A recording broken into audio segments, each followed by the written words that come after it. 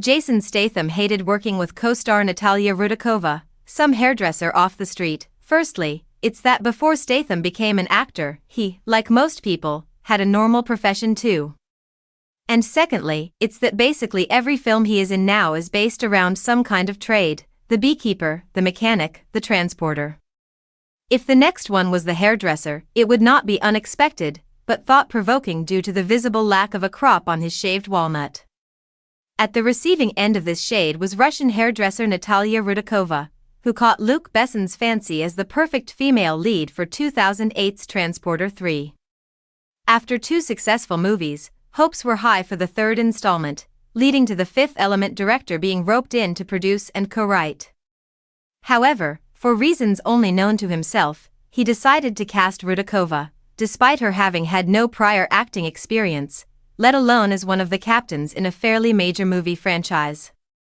Besson paid out of his own pocket for some 25 acting lessons for Rudakova, and perhaps it actually paid off, given Transporter 3 ended up being the most successful of the 3, grossing over $110 million at the box office.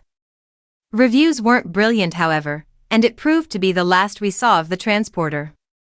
Nevertheless, little of the criticism was leveled at Statham, who did many of his own stunts himself and escaped unscathed. The actor, who said at the time of filming The Mechanic back in 2011 that he was hoping to move more into what he called quality movies, remained unconvinced at this outcome for the final installment. Speaking of the casting of Ben Foster, not the former Watford goalkeeper, in the film with him, Statham said, "He's great.